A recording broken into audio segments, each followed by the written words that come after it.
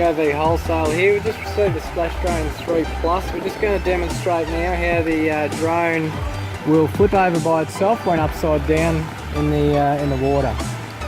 The stick movements for this is hold your throttle all the way down, and then on your right hand stick you can go either left movement or down movement to flip it over.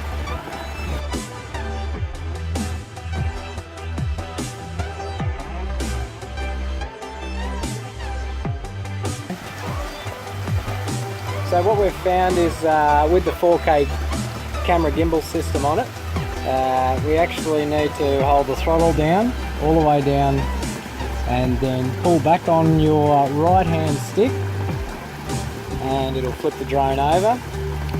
Give it a couple of seconds before you arm it because the accelerometers have got to reset, and after a few seconds you'll be able to arm it and take off again.